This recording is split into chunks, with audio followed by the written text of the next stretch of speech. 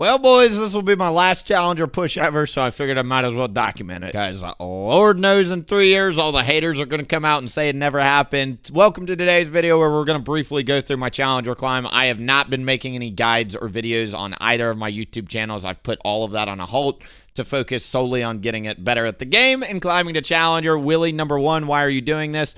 Because I have a ridiculous amount of haters that say it can't be done. And number two, I have a lot of personal incentive to get this done to make sure the stream grows. And number three, this will be the last time I ever do it. I really don't like playing above Masters. It's not fun, and I'll make a whole separate video explaining why. From my opinion, your opinion is yours, but as an NA player, I really just think it's overhyped. I don't know why everybody wants to see me play in high elo. We're going to go through today quickly. Number one, the things that I've done to get better as a player, so you two hopefully might learn from it. Number two, kind of what I've learned that's different from climbing nowadays versus back in the day. So if you're a legacy player that's climbed, I can maybe share some insights that might help you. And then number three, kind of what's to expect in the future and where are we going from here on this climb. Let's jump in. The account, first and foremost, is Jungle is Cooked. We are at 443 LP right now. We had a nice little win streak last night. Finally got through the 300 LP bouncer. We started about a month ago at 620, so it's 714 today in terms of date. But on 620 is when we started really playing. 621, we started pushing. We got to 300 LP within, about a week and a half, and then we've been stuck at this 300 LP hurdle for the about last 5, 6, 7 days, and finally I broke through. I've been playing a lot better than I think I've ever played, but I got stuck here for a little bit, and we improved some things, and we'll go through that. This is the name of the account. If you do want to keep track of the account, this is the place to go. From a pure what are we doing here? So I'm a jungle player. This is going to be jungle advice primarily. Sorry, I can offer some advice, but maybe if you're a laner, this will help you because you'll understand what I'm doing as a jungler to close out games. But as a jungle player, I'm going to say this right now, jungle's really overpowered. Jungle's not overpowered in the sense of like you 1v5 carry, but it's really overpowered in the sense of like objectives are broken, and simply by being at the right place at the right time, you will win games. The enemy jungler, if they choose to go for a stupid topside gank with a bot dragon up, even if they get a kill and 2 turret plates, if you get the dragon, oftentimes you're just going to win because dragons are overpowered. That's not always true. There is a huge difference between tempo and sacrificing tempo for objectives, and we'll get into that in a second. But essentially right now, jungle is overpowered. The other thing I want to say is Udyr is overpowered. If you're an Udyr player specifically and you watch this channel for Udyr content, I'm going to ring all the alarm bells once this climb is done. Udyr's S tier. He's really overpowered at the moment. From a logistics standpoint, depending on the side of the map you're on, I really only do a handful of clear pass right now. Number one, if I want to gank top, I do a raptor start if I'm red side of the map. So do a raptor start, you do red Krugs, and then you do raptors Krugs, and then instead of ganking top here with no item, I mean you can at level 5 if you want. Usually what I do is I reset spin gold, run straight to dragon. Dragon will spawn at 5 minutes. You do 5-minute dragon, and since you've got a full clear setup, you do grump to wolves to raptors to Krugs, and you get your full clear there. And a dragon as a bonus camp. And then you just get to start clearing top because you've set up a full clear. If you're red side of the map and you want to gank bot, you just do red Krug start. So red to Krugs, clearing a straight line over and over and over and over and over.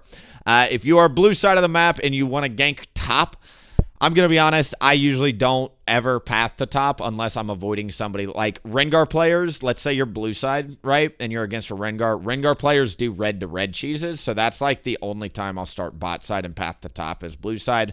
Otherwise, I'm doing Shyvana. So Shyvana clear, so I do wolves to raptors to Krugs. You can put a point in W at level 2 on this clear pass, so you're full health, so you can flex into a point in E. So you can go RWE and gank if they're shoved in like this, and if they're not, you just full clear and horseshoe up, go gank top, and then you just come back down, and then you go for the 5-minute dragon.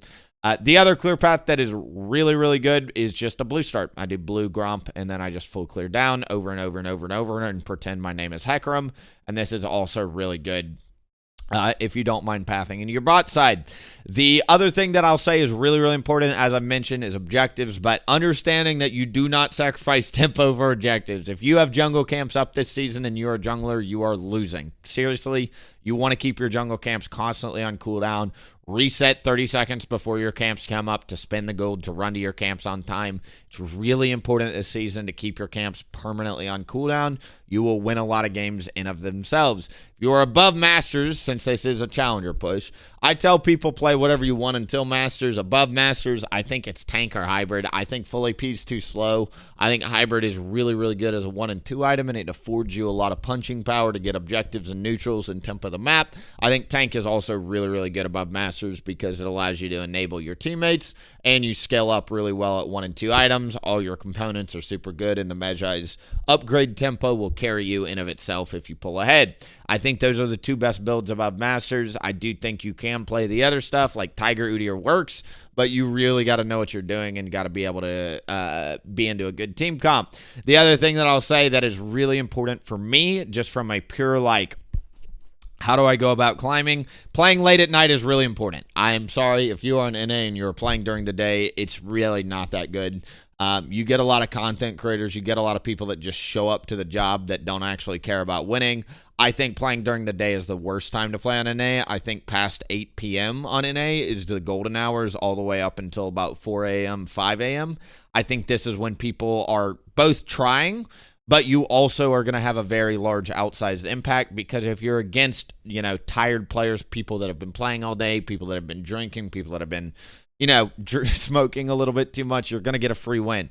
The other thing that's nice about late at night is I've learned win traders are freaking crazy on NA right now. Like, this is not even my opinion. There are so many games that are win traded, like literally just free win, free loss. Yes, it's going to be frustrating if you get a string of these free losses, and I've had a night where I've lost 3 win traded games in a row. You're going to call it copium. Literally, you can track this stuff. It is 100% win traded. But then the next night I won 3 in a row. So, it cuts both ways.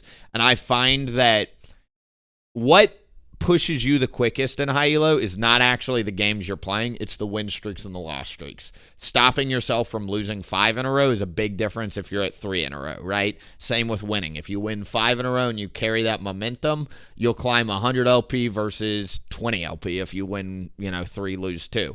It's literally the difference. So it's really important when you're on the ball and you're playing well to just lean into the fact that if you get a free win, you're going to go on a huge win streak, and it's going to feel really, really good. And I think playing late at night enables these types of pushes the best. The other thing that I'll say is really important is freaking focus on yourself. There are so many mistakes in these games, truly. I've been saying it for the last year, and nobody believes me, but I hope that people start to believe me now that I am finally pushing to Challenger. Masters players are not good. Grandmasters players are not good. It is not a reflection of skill. It's a reflection of mental inconsistency. Truly, you're going to see some awful things. You have to focus on yourself. You have to focus on the fundamentals. You have to focus on the pathing. You have to focus on yourself because truly, I say this all the time, you have to play at almost 120% the level these other people play in order to climb because you're going to get somebody on your team that's probably griefing or a one-trick and they're a 0%. So if everybody is a 100% Masters player and you get a 0% player on your team, you have to play at 120 and hope that the other people on your team are also trying to win. If they're not trying to win, you insta lose. But if they are trying to win, you have a chance to carry them. And the only way you can put yourself in that position is by focusing on yourself, even though it's infuriating. Because I'm such a compete or complain person. I want the system to ban these people that grief and ruin games, but these days you're just expected to carry them. It's terrible that this is the system, but that is literally what we deal with. So thank you guys for watching. Make sure to tune in. Again, this will be my last climb, so when I do get to Challenger, I'll make a final video with the guides. It'll be a much more edited. There's going to be a lot more formal chapters and bullet points, but this is a quick update video as I am pushing to Challenger. I don't want to stop and make videos and guides right now. I really want all of my brain power and attention being focused on this climb. And when it's done, and I can go back to making you guys better content, which is what I want to do. Thank you guys for watching. Let me know if you have any questions. I'll try and get to them if I can. But other than that, see you in the next one. Bye. Dang. Call me so I can make it juicy for ya.